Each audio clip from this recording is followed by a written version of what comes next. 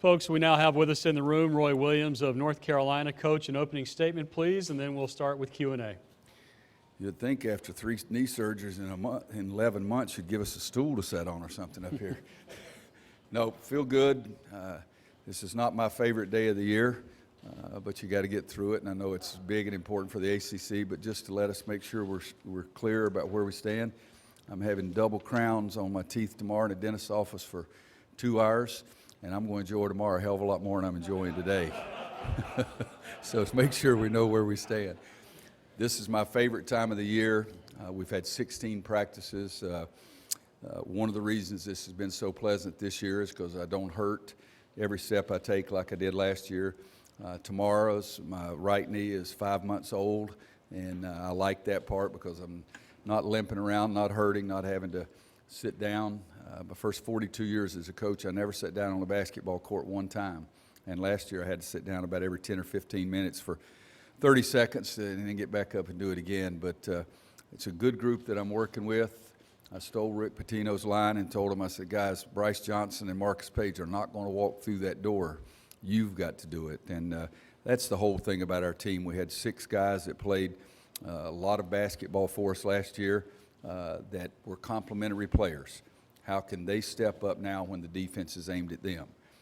Every game we played last year, everybody was focused on Marcus Page and Bryce Johnson. And now can Joel Berry, Justin Jackson, Isaiah Hicks, Kennedy Meeks, Nate Britt, all those guys, can they handle it when the attention is focused on them? But 16 good practices, and we'll get after it again tomorrow. And we have a scrimmage this weekend. In fact, Bobby, we're going to Memphis to scrimmage Tubby's team.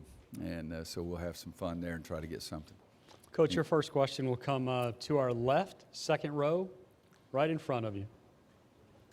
Coach Dan Tortora, wakeupcalldt.com. Just what you can say about, like you said, Bryce Johnson, Marcus Page now walking through the door, leadership on this year's team, and obviously returning a lot of players that know how to succeed, know how to get far. So just what you can say about the environment. Well, the leadership, I think that comes once the season starts, especially if you just lost Marcus Page, who's one of the greatest leaders I've ever been fortunate enough to coach. Everybody depended on Marcus, in anything, any situation, and depending on Bryce to score and block shots and rebounds and those kind of things. But I don't think you really know who the leaders are until you start in the season, you face the competition, you face the adversity, and I think then you know. But as you said, we have some guys who were able to do some things last year. Joel Berry was the MVP of the ACC tournament. Justin Jackson started almost every game since he's gotten there. Isaiah Hicks was 6th man of the year in the ACC. So we've got some good players who have done some things. And the leadership, in my opinion, right now, will come from Nate Britt. He's a senior. Isaiah hardly talks at all. Kennedy probably talks too much, so they listen to Nate a little bit more than anybody else. And then you'd go to Justin, Joel, and Theo, except for the Theo's surgery that he's having right now, in fact. But I think those 3 guys are guys going to be the leaders. Coach, hard right, first row. Certainly, I know you got a lot of love for your JV guys. What did Aaron Roleman do to earn his spot on your team? And talk about what he brings to your program this year. I don't see many of the JV games, and when I do see, it's just for a couple of minutes. I'd rely on my staff to tell me what's going on. And C.B. McGrath had a great line. He said, Aaron will drive Kennedy and Isaiah and Tony and everybody crazy because he goes to the board every time. And I said, I want that guy, because he's got to get those guys to box out even better. Because you think about it, Bryce Johnson last year in the ACC, the most points anybody had was 39. That was Bryce. The most rebounds was 23. That was Bryce. The most blocked shots was 8. That was Bryce. So our big guys have got to really step up. And Bryce led the league in rebounding, I think, or it was one that depends on whether it's conference games or all games. But so when he says Aaron Roleman goes to the board every time, then I think that was something that I thought was good. And so far in 16 practices, he's done that for us. Hard left, Coach, second row. Vashti here at Carolina Blitz. Coach, Isaiah Hicks said earlier after the tough loss in last year's NCAA tournament that he would define success as playing without regrets. Mm-hmm. Do you mirror that sentiment, or how would you define success this season? Well, I think that that would typify Isaiah for sure, and that's not a bad way to look at it. If you have no regrets, you did the best you could possibly do. There's nothing else, nothing left there. Isaiah, I'm just surprised that he talked that much.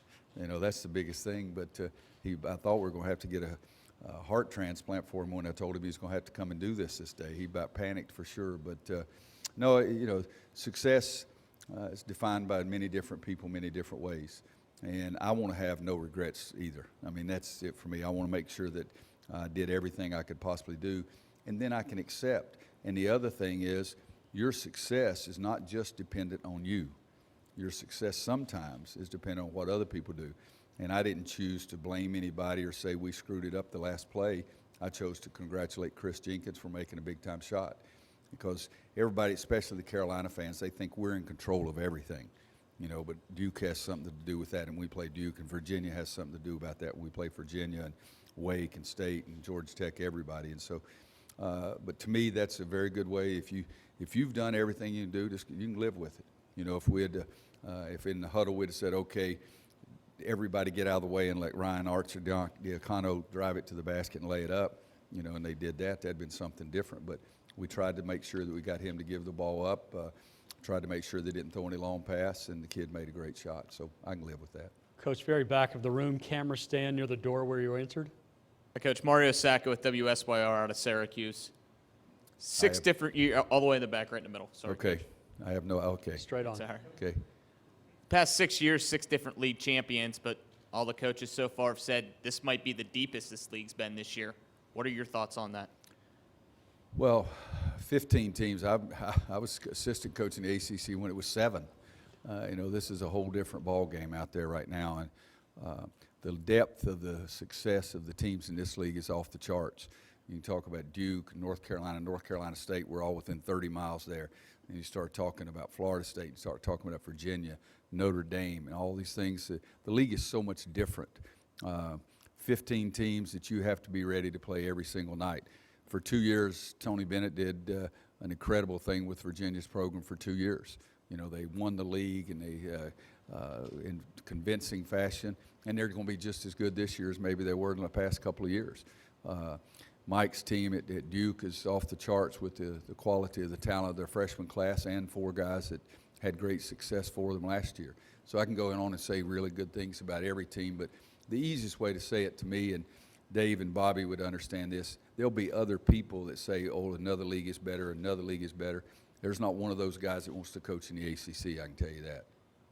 Coach, to your right, third row, we'll go with Mark here. Roy, you mentioned guys stepping up and taking on bigger roles. How much of that, and this is probably a player-by-player basis, but how much of that is mental and how much of that is continued physical work and physical maturation and skill growth? Well, I think it's both. I think that the amount of work that a guy does over the summer, like Joel Berry last year shot the ball completely different success-wise as way he did as freshman, but he put in the sweat. So I think it is a little physically that you've got to do the work in the summer and the off season to get it done.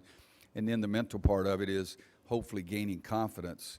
I'll use Joel Berry's again as an example. He was the ACC's MVP of the ACC tournament last year. Those are big-time games.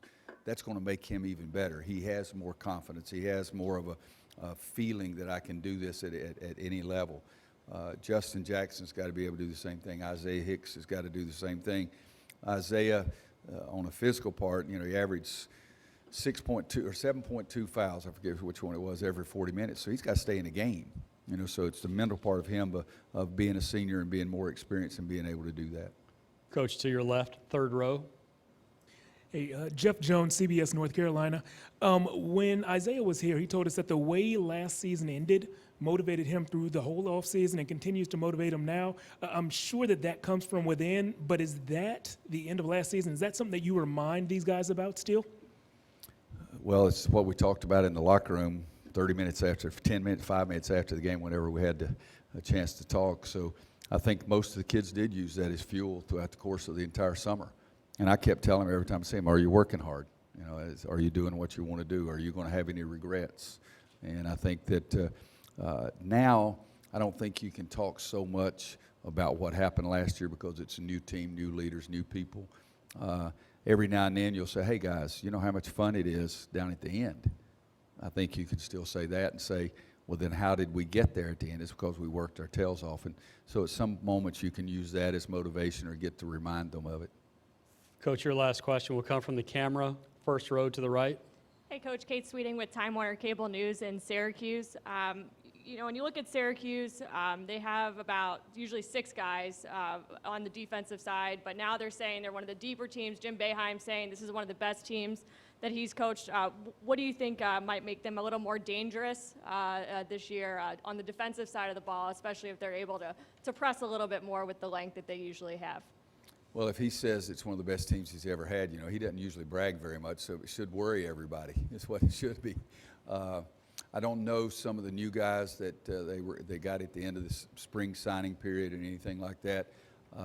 The freshman they had, not Lyman, Leiden, was off the charts as a prospect, and you usually see guys from freshman to sophomore year really make a huge, huge jump.